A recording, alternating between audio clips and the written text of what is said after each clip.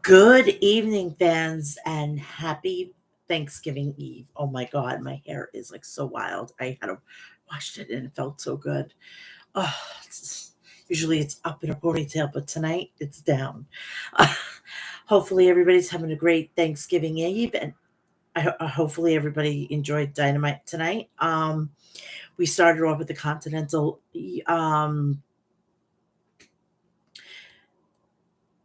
Classic, which is the tournament, which will end at World's End in Nassau Coliseum, which is in my backyard. So it's good, crazy, crazy times and everything. And welcome to episode 316 of the podcast. The reason why I'm going live tonight is because honestly, I don't want to go live tomorrow night. I want to be able to enjoy Thanksgiving. Tomorrow is a holiday here in the United States, and I just want to enjoy with my son. My son's home, and I'm going to be cooking. I'm going to be exhausted, and then on top of it all, I have to cover Survivor Series, which notes, I will be going live right after SmackDown with the preview and predictions of Survivor Series War Games 2023. So I don't want to stay on too long, due to the fact is that I just I want to get this over with, and I want to just go to sleep. I'm exhausted. I've been up since like 5, 6:30, 5 to 6, between 5 and 6 o'clock this morning. I don't even remember. I know it was early. So, I want to get this over with, and and go and enjoy the rest of the evening. Um, so let's get this crack-a-lackin'. You will be getting Dynamite, the run through Dynamite, and last week's SmackDown, because you're going to get Monday Night Raw, and you're going to get SmackDown for this week right after SmackDown on Friday. So it's going to be a very short situation. People told me, "Oh, why don't you just skip it and just do everything on the preview and predictions?" I can't, because a lot of came out of Dynamite for the fallout of Full Gear 2023. Speaking of AEW Full Gear 2023, go check out my review and everything else on my YouTube channel. While you're there, please like, share, subscribe, and turn on the bell for all notifications, so when I go live or I upload anything, you will know about it firsthand. Second, please go check me out on Facebook,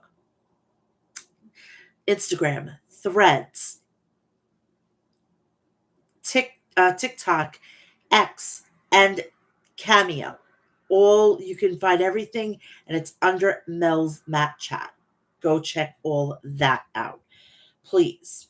Also, please go check out the people over at Maestro Classics at maestroclassics.com. If you know a person who has a beard and they like to keep it on fleek or keep it tight, go check them out. It's great. It's gift giving season, so go check that out. maestroclassics.com. Please, if you are wanting to get all the itinerary for your thirst, and you want to kill your thirst, go check out the people over at Liquid Death at liquiddeath.com. You could go and get all the ammunition, which is the regular spring water, flavored sparkling water, and iced tea. And if you're over the age of drinking, wherever this is, please do me a favor, and you could go get that, and it's really good. They're great mix for adult beverages. If you're a coffee aficionado like I am, please go check out the people over at Death Wish Coffee at deathwishcoffee.com, and you can get all your coffee essentials. Plus, if you're into the skulls and stuff like that, it's great. And you're a real good coffee, there's a lot of accessories, so go check all that out. Next week, next week, December 1st, HOG Wrestling is presenting Darkest Hour, and they have the matches as followed: Matt Cardona versus Mike Santana for the HOG Heavyweight Championship. Gringo Loco will be in action. Nolo Katana versus Kevin Blackwood for the Cruiserweight Championship. Grizzled Young Veterans will be taking on main event for the HOG tag team titles. Prince Nana will be in the corner of Swerve Strickland, and he's going to be taking on Mike Bailey. Charles Mason versus Carlos Ramirez for the Crown Jewel Championship. Flow versus Encore, and Violet versus Kiki for the House of Glory Women's Championship. And what could happen? So if you can't get there personally, which is you can't be there. You can't if you can get tickets still, go check it at hogwrestling.net. But if you can't, you want to see it on the Premiere app, it's only $9.99 a month. So let's get this party started. Let's get to SmackDown. SmackDown from last week. This is the where the women's war games actually, started to take shape and whatnot. So I'm pretty impressed with this whole situation. And I gotta go use my phone because my notes are not coming up on my um doohickey on my tablet. So let me just do one thing before we can keep on going and get this party started.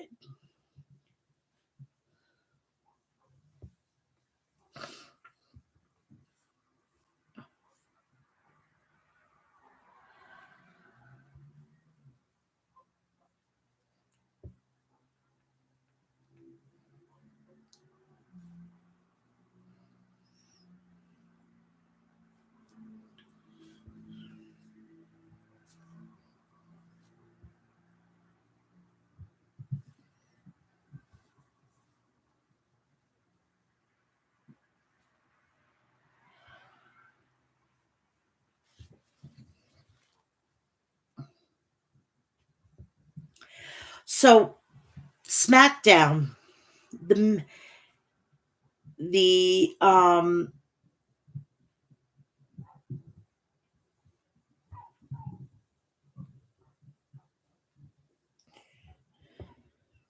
we started off with the night was being promoted with the main event match between LA Knight and Jimmy Uso.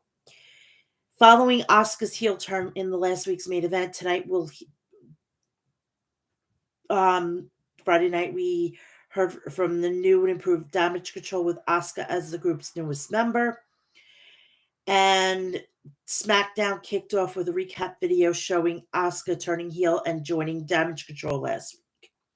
We go live to see Damage Control making their entrance. We cut to the commentary desk where we see that WWE Hall of Famer Road Dogg Jesse James on commentary for tonight because Corey Graves is still on paternity leave because he had a little baby boy named Dimitri with Carmella, his wife.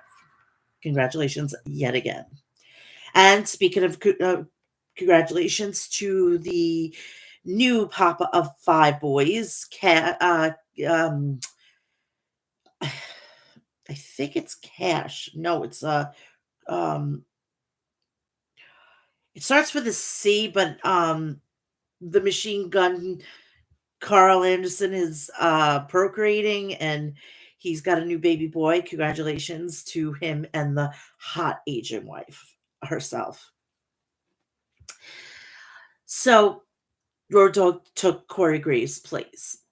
Bailey says her plan to get Asuka to join Damage Control has been one of the greatest moments in WWE history. Bailey says the new and improved Damage Control is the strongest faction in WWE today. No. Sorry. I'm sorry, Bailey. I gotta burst your bubble. Judgment Day is. Sorry, not sorry. Bailey calls out Charlotte, Bianca Belair, and Shotzi as not being ready for Asuka. Asuka begins to speak in Japanese to Io Sky and Kairi Sane. Dakota Kai says that Asuka said one person in the ring is not part of Damage Control. Bailey looks stunned for a minute before Kai say that Asuka is not yet a member of Damage Control. Asuka accepts Damage Control t-shirt and she's officially a part of the group now. Damage Control makes a challenge to the women and they defeated last week to find themselves a partner for War Games. So the way Bailey did it, she got down on one knee and she kind of proposed. It was hilarious. That was hilarious. Shotzi's music hits and her tank rolls out with nobody in it. Bailey turns around into a missile drop kick from Shotzi. Charlotte, Belair, and Bianca also come out to the ring and start brawling. But Control was able to clear the ring as the group made to look very strong with Asuka as part of the faction. We come back from commercial break. Backstage, we see Belair, Charlotte, and Shotzi talking. Belair commends Shotzi intensity, but tells her they need to be strategic when taking on Damage Control. Belair says they need to figure out their partners for war games. The three are approached by Nick Aldis, who informs them they need to know who their partner is by the end of the night. So we have the Street Profits versus the Brawling Brutes versus the Pretty Deli, number one contendership against the Judgment Day. And they will be defending this Friday night, right before Survivor Series, which makes this, they should have done this next week on SmackDown. Whatever at this point. Our opening contest begins with Butch, Dawkins, and Prince in the ring. Dawkins takes out Butch with a shoulder tackle and then Prince with a lariat. Dawkins tags in Ford, who slams Butch in the corner. Kit Wilson is tagged in, and Prince and Wilson hit double running splashes to Butch and Ford. Holland is tagged in and hits back drop to Ford and plants Wilson with a DDT. Butch and Holland go for 10 beats to the bottom end, but the Street Profits break it up. Naturally, this means the Brawling Brutes hit Ford and Dawkins with the 10 beats of the batter end. We come back from our opening match live with Holland hitting Ford with Prince with double suplex. Butch is tagged in and clears the ring and hits a moonsault to take out Prince and Wilson outside the ring. Butch climbs up top. He hits a moonsault to take out everyone else in the match. Holland and Ford and Wilson are all tagged in at once. Wilson goes up top but is knocked down by Holland. Holland goes for a suplex, but Prince makes the blind tag. Ford hits Holland with a frog splash, and Prince hits a top rope leg drop. Prince makes the cover, but Dawkins slides in the ring to break it up. Butch goes for a bro kick, but accidentally hits Holland with it. Dawkins knocks Butch out of the ring, and the Street Profits hit a relevation, and we get the cover for the three. So the Street Profits will be taking on the Judgment Day, which makes absolutely no fucking sense because they're two heel teams. But what do I know? What do I know? We go to commercial break. SmackDown returns live with Damage Control beating down Minchin backstage. WWE officials arrive to break it up, but it appears that Minchin will not be in War Games match. This was a fucking banger. This is the shit we need on Friday night. This is what is going to bring back the ratings. And this is what we need to have every fucking Friday night with no problem. We have Axiom versus Dragon Lee. The match begins with a handshake followed by two luchadors exchanging lightning quick holds and counters. Dragon Lee is able to knock Axiom out of the ring and hits a big tope suicida. Dragon Lee hits a running drop kick in the corner and covers for two. Come back live from commercial break. Back live with Axiom hitting a drop kick to knock Dragon Lee out of the ring. Axiom gets to the top rope and hits a moonsault to the outside. Dragon Lee goes up top, but Axiom knocks him down and climbs up top as well. Dragon Lee is able to knock Axiom down to hanging his feet on the ropes. Dragon Lee hits a stomp to the chest off the top rope. Axiom hits a big drop and follows it up with an exploder suplex. Dragon Lee goes for a power bomb, but Axiom counters in midair to hit a code red.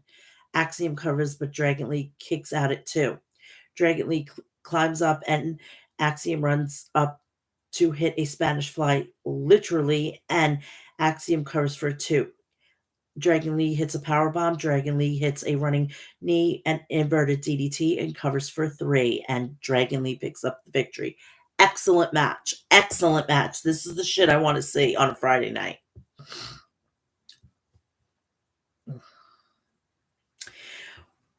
We go to commercial break, and we're coming back, and we have SmackDown returns with a heel Santos Escobar making his way out to the ring. Escobar is greeted with a loud boos from the crowd, and he starts to speak. Escobar says a famous expression, never meet your hero. Escobar says so many else out there, his hero was Rey Mysterio. Escobar says he idolized Mysterio and wanted to be just like him. Escobar says he wished future generations would look at him like he looked at Mysterio. Escobar calls from Mysterio a father figure and then says Dominic was right. He gets exactly the reaction from the crowd you expected, of course. See, Escobar, you come to your senses, sweetheart. I knew. As a mommy herself, I mean, before Rhea was mommy, I was mommy. I'm 25% Puerto Rican, okay? I was born a mommy, all right? I was 19 years old. I was engaged to be married, and I was mommy, all right? So I'm mommy before mommy was cool, okay? Escobar says he should have been U.S. champion, that Mysterio took the title and took over the LWO and sided with Carlito over him. Escobar says that he hopes all the pain Mysterio is feeling in that hospital bed remind him of what Escobar went through. Escobar then apologized for not doing enough damage. Escobar then says he hopes that the surgery went horribly and he never recovers. Zelina Vega walks out to the ring in tears. Escobar yells in Vega's face, and Vega slaps Escobar in the face, leaving the ring. Wilde and Del Toro walk out to console Vega. Escobar admonished Del Toro and Cruz, saying that he made them and he will only be the reason that they are here. Wilde and Escobar is way out of line. Escobar yells at Wilde and Del Toro to leave the ring and calls them dead weight. Wilde and Del Toro turn to exit the ring, and Escobar attacks them from behind. Escobar takes them both out himself, and a grand Wilde for a Phantom driver, but Carlito runs out to make the save, which causes Escobar to leave the ring and walk through the crowd. And he was wearing, if you could notice, and it was awesome. If you go to Scarface, he was wearing an ode to Scarface himself, and it was pretty cool. Come back from commercial break. We have Grayson Waller versus Cameron Grimes. The match begins with Grimes hitting a power slam. Waller hits a big kick and then rolls through. It's a flatliner. Waller covers for a 2. Waller rolls to the apron, and Wilde goes for a kick, but Waller dodges, and Austin Theory takes a kick for Waller. Waller and Grimes on the apron. Waller then hits a power slam to cover for a 3, and Grayson Waller picks up the victory. We go to another commercial break. Come back. SmackDown returns with Zelina Vega on the ground in pain as Damage Control walks away with another possible opponent eliminated. So we go live to Paul Heyman, Solo Sikoa, and Jimmy Uso in the ring. Heyman says, tonight there's impromptu acknowledgement ceremony for Solo Sikoa. Paul Heyman says, the surprise for tonight is the 16-time champion John Cena is not here tonight, and he will never be in the WWE ring again. It's all thanks to Solo Sikoa. Heyman says goodbye to John Cena. Heyman keeps going in on John Cena Then he is interrupted by LA Knight. LA Knight says the only reason Roman Reigns is champion is because of the bloodline, and everyone knows that's a problem. LA Knight says that he is the problem solver, and he will make sure that the bloodline will no longer exist tonight. The first person up is Jimmy Uso. Now, I want to just shoot this in the future. I would love it if at WrestleMania, Paul Heyman's no longer cannot be there. Nobody's in Roman Reigns' corner. If they come out or somebody tries to help him or whatnot, he loses the title. And then gets it right. And he has to then hand it to his opponent, which is going to be Cody Rhodes at WrestleMania 40 in Philadelphia, Pennsylvania.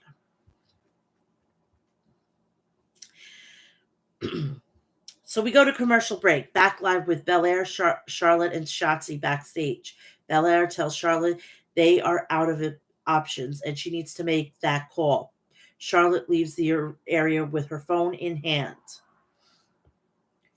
We go back to the ring. LA Knight versus Jimmy Uso.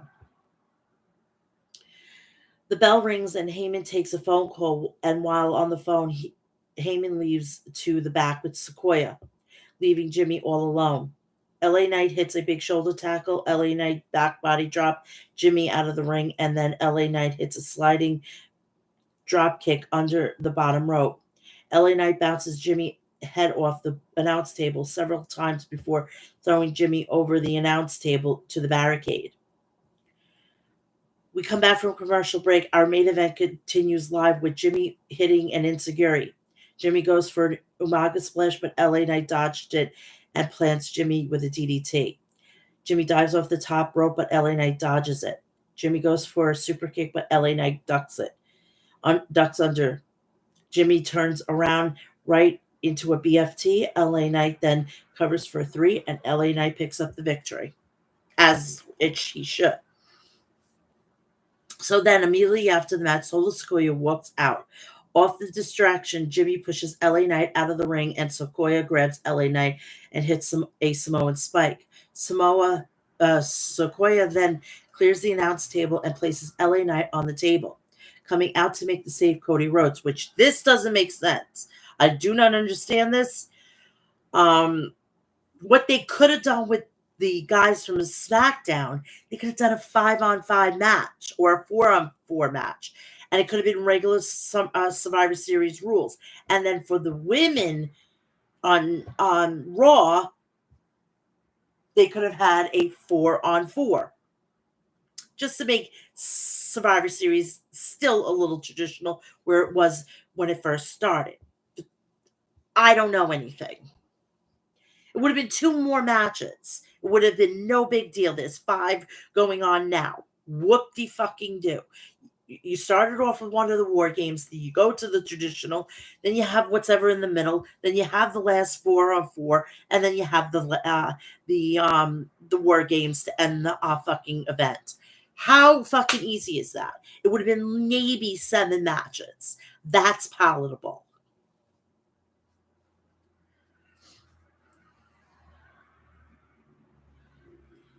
And so Cody comes in, and as Sequoia and Jimmy leave the area. Belair meets up with Charlotte. Charlotte says she calls her, but she doesn't know if she can make it into the arena in time. Belair says that's the best they have right now, and the 3 of them walk together to the ring. So we come back from commercial break. SmackDown returns with Bianca Belair making her way out to the ring with Shotzi, and then Charlotte making their entrances. Charlotte grabs the mic and says, "We are running out of time," and they accept their challenge. Charlotte says there's a thin line between love and hate. If they're going to war, there's only one person she wants on their side. Charlotte is interrupted by Damage Control. Bayley says she is calling Charlotte's bluff, and they won't be making it to War Games. The crowd erupts. Through the crowd and into the ring runs Becky Lynch. A brawl breaks out, sees Charlotte team clear the ring, allowing Charlotte to hit the moonsault, which she needs to stop doing. At this time, Io Sky hits a moonsault to the outside. Charlotte and Sky stare each other down for a moment before the two start fighting. SmackDown goes off the air with the brawl still going on, and that will be that. And then we'll know what's going to go on for this Friday, which is Survivor Series War Game 2020 Eve. Now that is that. We're going to go right on to AEW. But before you do that, please like, share, subscribe, and turn on the bell for all notifications so when I go live or upload a video, you know about it. Please also do me a favor. Remember, I will be going live right after SmackDown with preview and predictions of Survivor Series War Games 2023. And please go check out everything on my YouTube channel, which you can find the review of AEW Full Gear 2023. Also, please follow me on Instagram, Facebook, Threads, TikTok, X, and Cameo. Go check them out, Mel'S Mat Chat. Now, we are going to go and we're going to, before we start this whole thing, there was the International Classic that was announced today. I'm going to give you the competitors and the upcoming matches that were tonight and that are going to be up on Saturday at 7 p.m. They're going to do a 3-hour block, which makes no fucking sense. You're going to get 2 hours from 8 to 10. What is it? From 8 to 10, they're going to try to. Everybody knows fucking Randy Orton's coming back. Why the fuck were you going to switch to a freaking Collision and Rampage? Meanwhile, you are going to be riddled with commercials. People are going to stay on Survivor Series. They're not going to be bothered with that. I don't know who made the decision in the network or if Tony Khan paid for this himself, but this is bad business. When you're starting to basically pay for everything and you're not allowing the networks to do this shit, no wonder why. It's ridiculous. It's reckless. Because you're going to say, oh, well, I don't have to worry about the network. I'll just pay for it. You have to make money. I mean, at some point, when does Shad Khan say, you know what? My son is not a good businessman. I need to step in. And you know what? I don't think he's right with this wrestling situation. I'm going to step in. I'm going to sell the son of a bitch. And then guess who's going to fucking buy it? TKO. TKO is going to buy it. Then TKO is going to merge it with WWE, and it's going to be one. It's going to be fucking WCW 2.0. It already is WCW 2.0 because if they keep hiring WWE talent, where is the homegrown stars in AEW?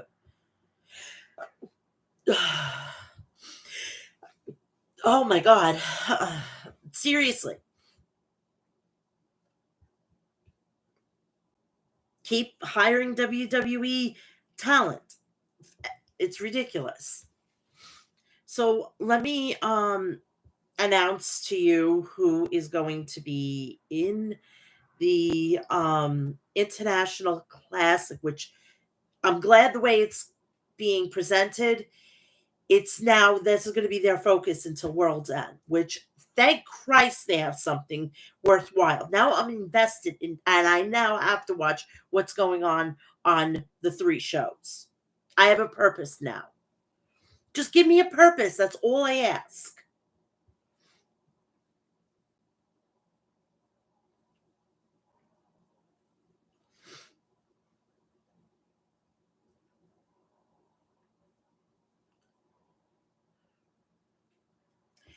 All right, they're going to have 2 colors. They have a blue league and they have a gold league. Blue league consists of Bryan Danielson, Andrade El Idolo, Brody King, Claudio Castagnoli, Daniel Garcia, and Eddie Kingston. In the gold league, they have Jon Moxley, Swerve Strickland, Roosh, Mark Briscoe, Jay White, and Jay Lethal. Now, Eddie Kingston has put up with his New Japan Openweight Championship and also the Ring of Honor World Heavyweight Championship. They're going to do this Triple Crown title, which we haven't seen the championship, which I'm kind of interested in, but I don't understand why we need another fucking title, but Like like I don't know anything, you know.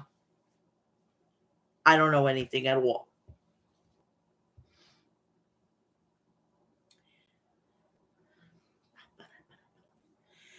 So we had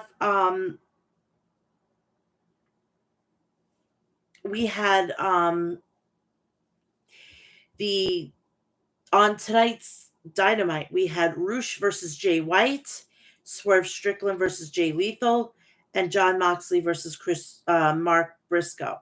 Tomorrow, we're on Collision. We have from the Blue League, we have Eddie Kingston versus Brody King, and we have Daniel Garcia versus Claudio Castagnoli. Now, the rules are as followed. There will be a tournament rules 20-minute time limit, 3 points for a win, 1 point for a draw. Everyone is banned. No stablemates, no nothing. Everybody has to be away, or it's going to be, I think, a disqualification. So we're going to be crowning this tournament champion at World's End in the Nessa Coliseum at the end of December. So let's get to the review of Dynamite, and then I can get you out of here. And it's going to be under, holy shit, 45 minutes. This is great. Great, great, great, great, great. I love when things come together.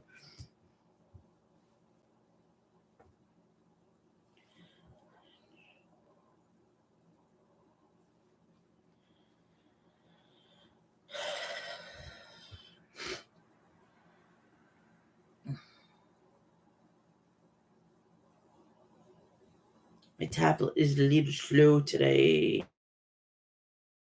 What idea?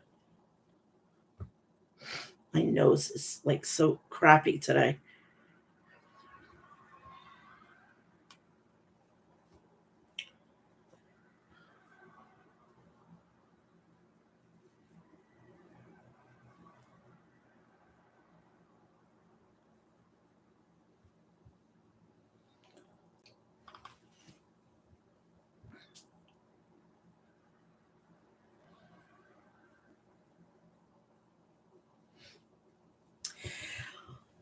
Dynamite was being broadcast from the Wintrust Arena in Chicago, Illinois. We started out with the first match of the Continental Classic match, the Gold League, Swerve Strickland versus Jay Lethal. Lethal clocked Swerve with a big right hand. They traded strikes on the ring apron. Lethal yanked on Swerve's right arm. Lethal drove Swerve into the barricade with a tope suicida. Lethal followed up with a short arm lariat. Swerve targeted the knee of Lethal with a basement dropkick. Swerve tied up Lethal's legs and wrenched on them, putting all his body weight on them. Swerve kicked Lethal's leg and then chopped it. Swerve sent Lethal flying with a German suplex. Lethal rallied back with a shoulder breaker. They jockeyed for position on top of the turnbuckles, and Swerve brought Lethal down with a hard suplex. Swerve followed up with a flatliner and then a brainbuster for a near fall on Lethal.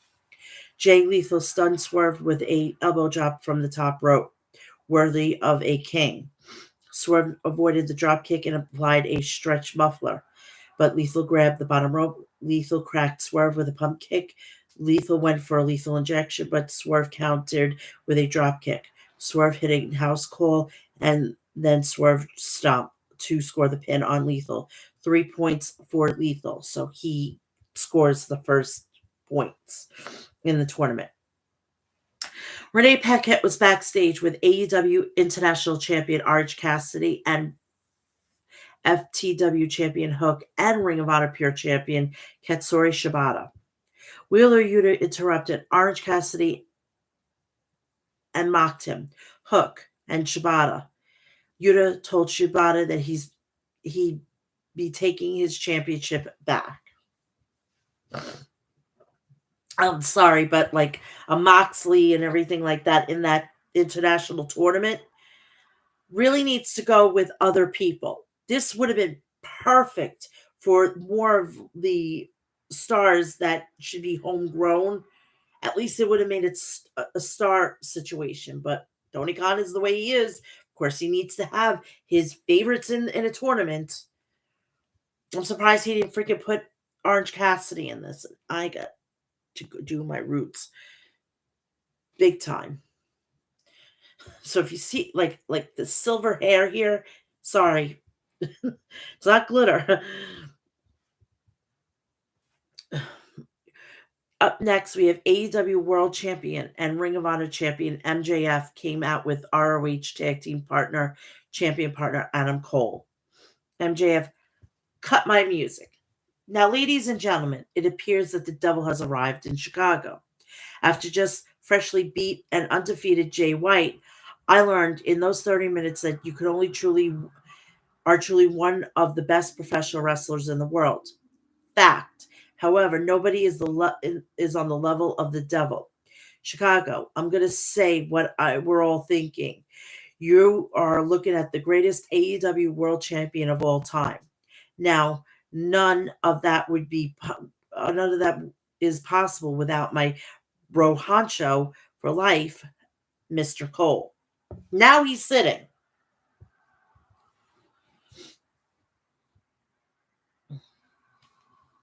Adam Cole. Who's ready for story time with Adam Cole, baby? It's great that me and Max are still your ROH World Tag Team Champions, with a little help from Samoa Joe as well. My ankle is really in really bad shape. I got a long road ahead of me, but I'm going to work my ass off every single day to make sure I can get back here in AEW and do what I love to do. Max, I'm really worried about you. I wish nothing more than to be here by your side, but I can't. It feels like you've got the entire world gunning for you. MJF, you've got to worry about me. You don't got to. I'm going to find you, and the hell I'll send you to is going to feel like heaven. Someone appeared on the screen wearing the devil mask, laughing. Then the feed disappeared. Samoa Joe music played, and he walked out to the ring. Samoa Joe, The time for this is a time for celebration. Max, two massive victories over the weekend. You stand here today, AEW World Champion. But you know what else happened earlier in the night? MJF, you went out there with Samoa Joe and defended your Ring of Honor World Tag Team Champions for the simple price of giving me a rematch. So I've come to Chicago to ensure that honorable men honor their deals. MJF, maybe you should take a couple of steps back because you have bad breath. And secondly, I thought long and hard about our deal. I feel like I've come up with a reasonable, mature response. My response is no. But he said some other things and it was bleeped out. Samoa Joe grabbed MJF by the throat, but Adam Cole begged Samoa Joe to stop and listen. Adam Cole, thank you, Max. You can't do this, man. The new MJF, he's the man of his word. I get it. Joe is a killer. Max, that's why you are who you are. They don't just love you because you're the greatest wrestler. They love you because MJF says something is going to happen, and damn it, it happens. Max, be a man of your word. MJF, you know what, Joe? You want to face me for this belt? You wouldn't be the first Ring of Honor legend I've beaten in Chicago twice. Day great to CM Punk. So how about Samoa Joe versus MJF right here, right now in Chicago? We all knew that that was not going to happen.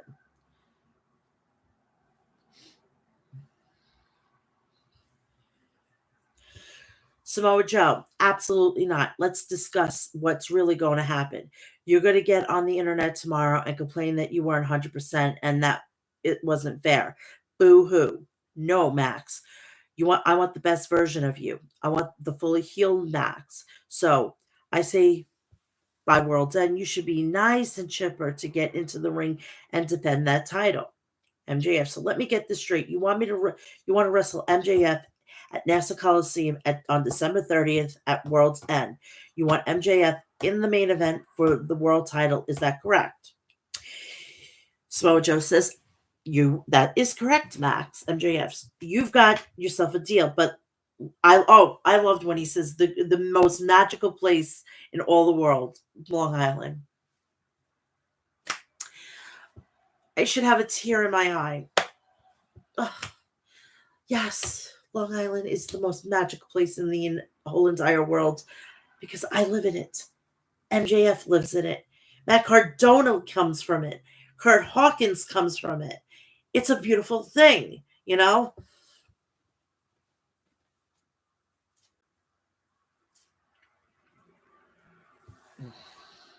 So, MJ, you got yourself a deal, but let me explain something to you. Wrestling, MJF in Long Island is about as bright as copying head from a alligator. And based on the way you look these days, I bet you don't have many options. Samoa Joe, I understand what this is, and I'm really great at picking fights too. But Max, all of this is worrying you. Where worrying you, you're doing about the devil goes away because you see from now on you're considered my property. Can I be a property too? Because let me tell you something. There's just something about him that yummy. And people who don't touch my property until I say so. I'm going to deliver the very best MJF to Nassau Coliseum, and I'm going to take your world championship in front of your family and friends and everyone you know and love. Trios match. AEW International Champion Orange Cassidy and the FTW Champion Hook and the ROH Pure Champion Katsuri Shibata versus Daddy Magic, Matt Menard, Cool Hand, Angela Parker, and Jake Hager. Before the match, Orange Cassidy said he had a Thanksgiving surprise. Very nice, very evil. Danhausen made his return.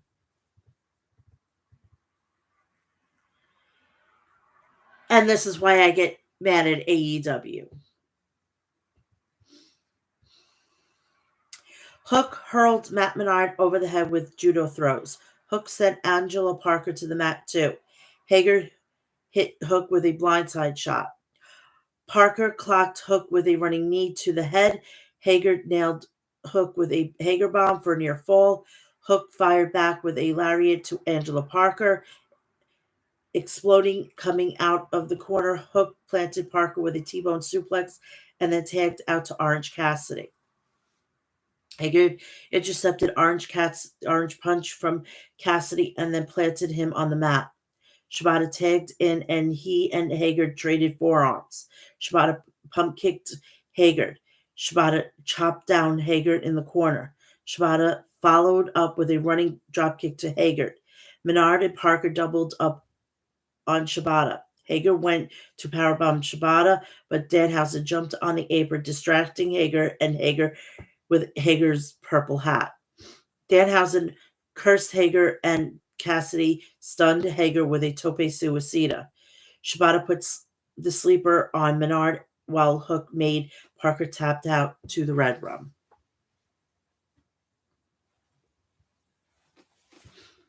Basically, that was ridiculous. I didn't care for it. Could have done without it.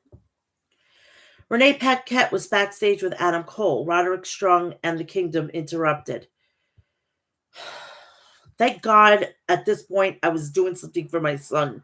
So I wasn't subjected to this. From first, I saw you were there on Saturday. I'm sorry I missed you. Friday, where are you? I was dropped right on my head.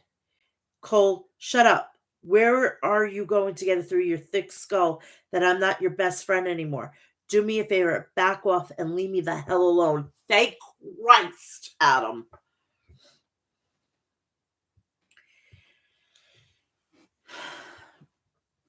I swear to God, at the end of this fucking segment, I felt like it was a fucking like rerun from fucking Beth being on the goddamn floor on the mat where fucking Rhea Ripley was gonna fucking concerto. Jesus Christ. Is this supposed to be like a fucking Judgment Day situation? I mean, for Christ's sakes, Adam Copeland went to AEW because he had nothing over at WWE, but he's kind of using some of the elements that he when he left Judgment Day and whatnot. Oh, for Christ's sakes, this irks me. This early fucking irks me. Anywho, moving on. Next up, TNT champion Christian Cage rechristens Luchasaurus and Nick Wayne. Christian Cage. Now, everybody knows a true champion is gracious in victory and humble in defeat. And as well as you all know, this Saturday at Full Gear, it didn't go exactly as we planned. I can tell you that I did not lose that match. Nick Wayne did not lose that match. Luchasaurus lost that match. And that's unacceptable to me. And I went home and I thought, how do I get rid of this stench of losing? And it hit me like a ton of bricks. Since you're both my children, it's time to recreate you both in my image. Lucha, Soros takes a knee. I said, take a knee. I'm not sure what you're not understanding about this, you moron. Take a knee right now. So basically, now Luchasaurus is basically the big red machine. He's stupid. I would love for fucking Jack Perry to come back and be not the asshole that he was. Come back and be like this. Be like his father on 90210. Be Dylan McKay. Be the cool but the freaking asshole. You know, Luchasaurus. I'm done with. I don't even take him seriously anymore. And I'm going to let you in on a little secret on who he is. About 15 years ago, he was on a reality show, Big Brother. He was on there. And I actually recognized him. And I'm like, okay. So I don't understand. I don't even know if he was if he went to try out for WWE. But so he comes in as a monster or something like that. And now he's a joke. He's just as bad as Kane. He's even worse than fucking Abyss. And that hurts me. That hurts me a lot. Because those guys are innovators. And now Luchasaurus is just a plain old, decrepit dinosaur. So anyway, the name Luchasaurus to me will forever be associated with me being a loser. I thought long and hard about your name, and I came up with a name of strength, a name of toughness, a name of means certain victory, a name that has served me well throughout my career. You are my finisher. This Saturday on Collision, you will have a chance to prove that you are worthy of this moniker because you will, from here on out, will be known as Kill Switch. Be very careful because there's used to be a professional wrestler in Lucha Underground named Killshot. So be very careful with this. Nick Wayne, get on your feet. You don't ever get on your knees for another person. Do you understand me? You're different, Nick. You're special. You're my golden boy. I see things in you that I've never seen in another person. You are me. I love you, Nick. Nick, you are my golden boy, and you will be known as the prodigy, Nick Wayne. Nick Wayne's mother walked out to the ring. Christian Cage, what the hell are you doing here anyway? You are a terrible mother. Maybe you love Nick unconditionally, but that isn't enough. This kid is a prodigy. It is a good thing that your husband is dead because Nick would have disowned his father because he knows his father was never a good wrestler. That I am. So do me a favor, get the hell out of my ring. Luchasaurus stepped between Nick Wayne's mom and Christian Cage and stared at Christian. Christian, get back on your knees. I didn't stutter. Get on your knees, Kill Switch. Christian Cage slapped Luchasaurus in the face. Christian Cage, get on your knees or I'll make you take off that mask. Christian shoved Luchasaurus, who inadvertently fell back against Nick Wayne's mother, knocking her to the mat. Nick Wayne left the ring and looked under it. Nick Wayne pulled out a steel chair and slid it into the ring. He pulled out a second chair and slid it into the ring. Shanna Wayne head was placed onto one of the steel chairs. Christian held up the second steel chair and handed it to Luchasaurus. Be the kill switch, be the finisher. Luchasaurus held up the chair and contemplated what he just had been ordered to do. Adam Copeland came sprinting out to the ring, and again, why are we playing theme musics? It just came out.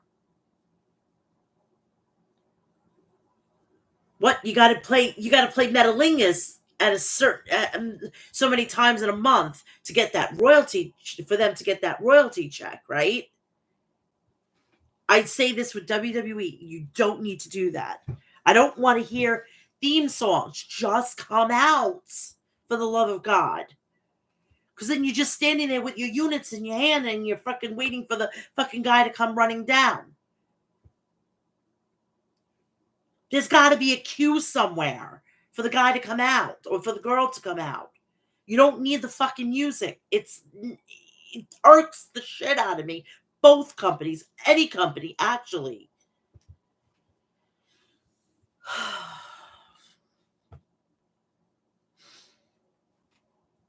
Nick Wayne, Adam Copeland sprinted to the ring and speared Nick Wayne. Copeland booted Luchasaurus in the face. Copeland had the chair and looked at Christian Cage, but Luchasaurus pulled Christian out of the ring to safety. Copeland speared Nick Wayne a second time and then nailed him with the impaler. Copeland propped Nick Wayne's head on one of the chairs. Copeland cracked Nick Wayne with the steel chair right in front of his mother. I thought she was going to fucking goddamn fall in line and protect and be with her son and just give in. But I'm telling you, from what I've seen, if you go back and watch that, it looked like fucking Beth. Looked like fucking Beth waiting for fucking goddamn Rhea Ripley to chair her. This has elements of what he just left. So for a person that did not have anything in WWE, he's basically recreating stories that WWE really had already gone through. And I'm telling you, I'm going to tell you this, and I'm not going to be, told I'm crazy or not. There was plenty for him to do. Supposedly he had some sort of creative control.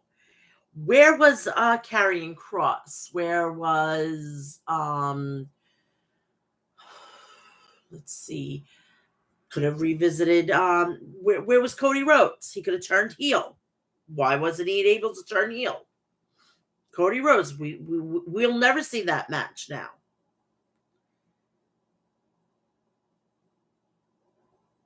There was plenty for him to do. I would have loved to see another match with Roman Reigns without freaking all the fucking rigmarole.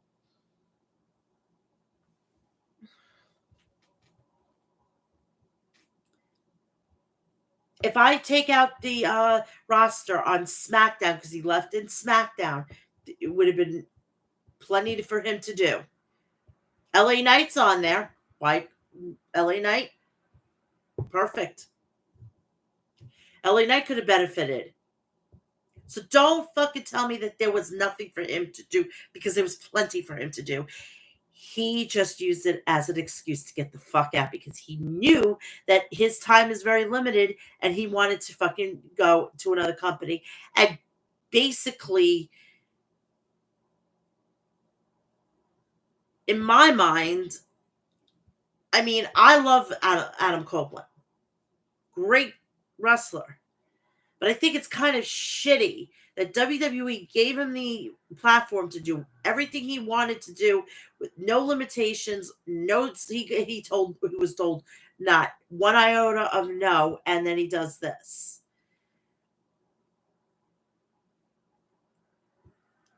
I'm not going to say he backstabbed a lot of people, but he kind of manipulated. And that's what he is, a master manipulator. And if you don't tell me that there was fucking nothing else for him to do, he's a liar. He's a fucking bull-faced liar. And I lost respect for that.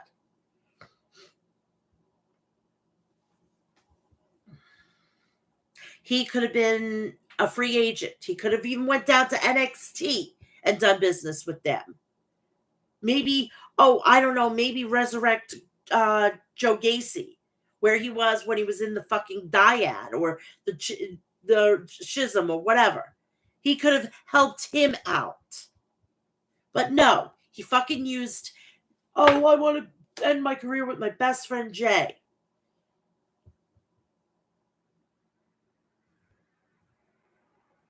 He's irrelevant. He's just like everybody else on AEW. He's nothing special. And he says that he's there full time. Why wasn't he on TV tonight? Just a little thing to think about.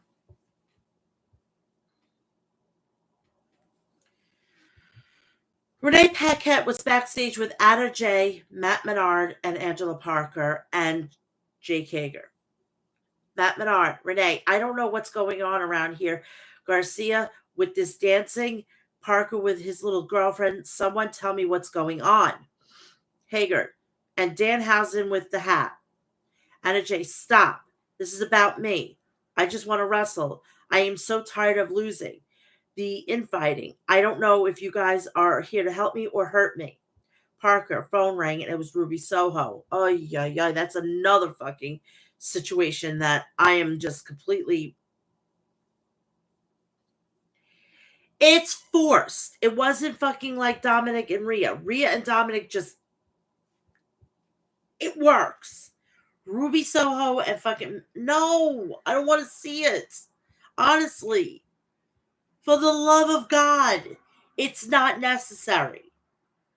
And I thought that this show was not sports entertainment. This is sports entertainment through and through. And you know what? I'm laughing at Ruby Soho. You want to know why I'm laughing at Ruby Soho? It's because she left this shit to go to AEW to be taken seriously, and now she's in this situation. I find it hilarious. So she goes from trying to be a serious wrestler to now a fucking joke. And she's getting paid 25% more for this. She's not worth it. If I have a choice of seeing Ruby Soho or anybody else in the world of professional wrestling, I'm going to go see them before I see Ruby Soho. I wouldn't pay my money to see her. Sorry. And I don't care how good she's in the ring. I wouldn't be paying my hard-earned money. I'd actually pay my money to see Shotzi Blackheart.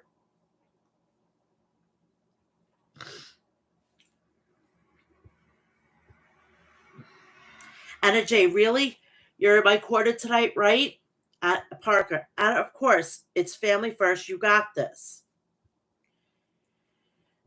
Second match. Gold League.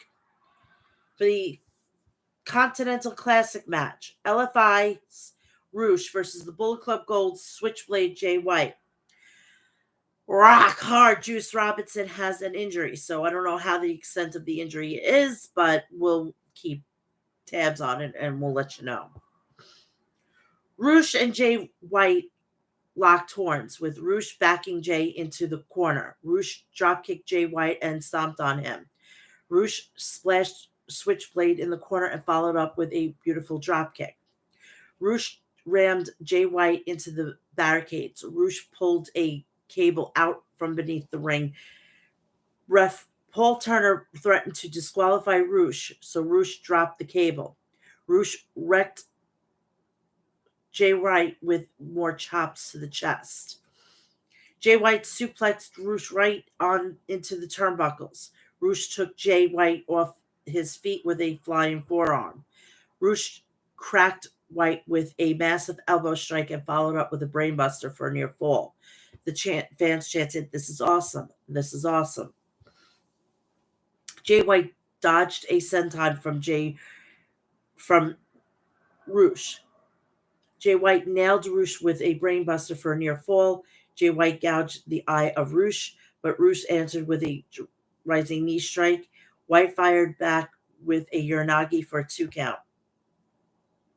Roosh escaped the Blade Runner attempt. Roosh staggered White with a German suplex. Jay White took down Roosh with a dragon screw leg whip. Roosh hurled Jay White with a belly suplex into the turnbuckles.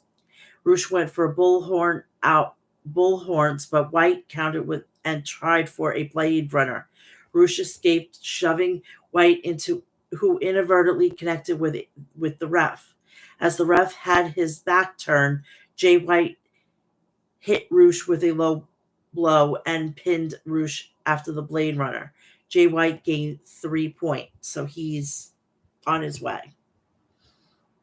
Footage is shown from this past Saturday's media scrum with AEW World Tag Team Champs Absolute Ricky Starks and Big Bill attacking Chris Jericho, targeting his injured arm. RJ City and Renee Paquette were on the ramp to present the AEW Women's World Champion Timeless Toni Storm with her championship.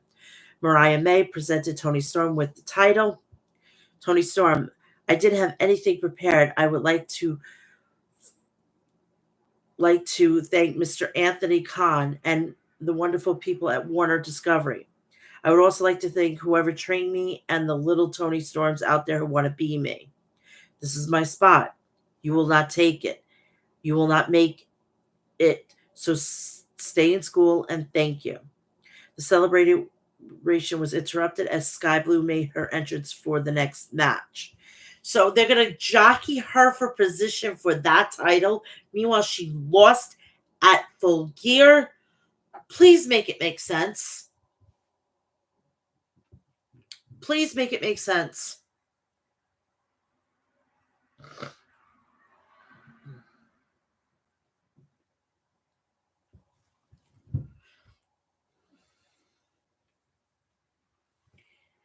So we have a 3-way match. Ruby Soho versus Sky Blue versus Anna Jay.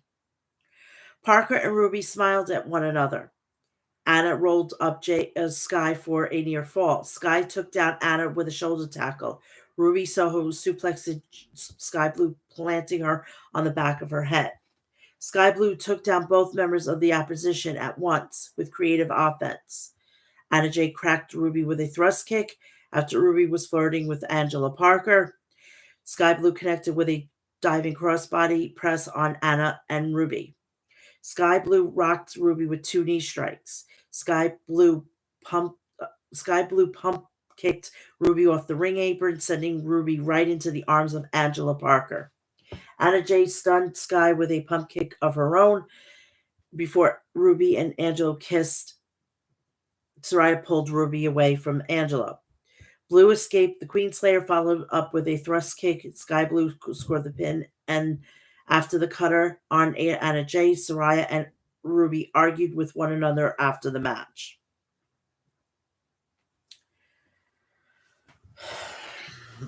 It is what it is.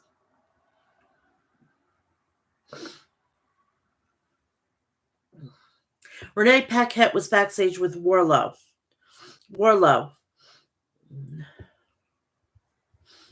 The world doesn't revolve around MJF. The downfall of the devil is going to happen on my time. AR Fox interrupted. Hey man, I see what you're doing here, putting the blame on everybody else. I get it. I was doing the same to Darby. Wardlow, listen, I don't need your advice, or I don't need any advice from anyone. Wardlow headbutted AR Fox and laughed. Main event time. The third and last match for the evening from the Gold League, the Continental Classic match. Blackpool Combat Club, Jon Moxley versus Mark Briscoe. Why is these two in it? I could see maybe Mark Briscoe, but Jon Moxley should have stayed out of it. But I forget, he's a favorite of Tony Khan. God forbid he's not in something that, is big. I would have, if I was John, and be like, I've been in So many things. You know what? I'm going to take a back seat. I'm going to put somebody else. You know who I would have loved to seen in this place? Wheeler Yuta.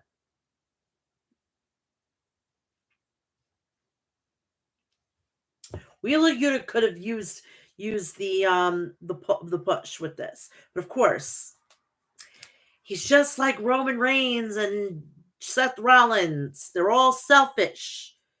The Shield stands for selfish.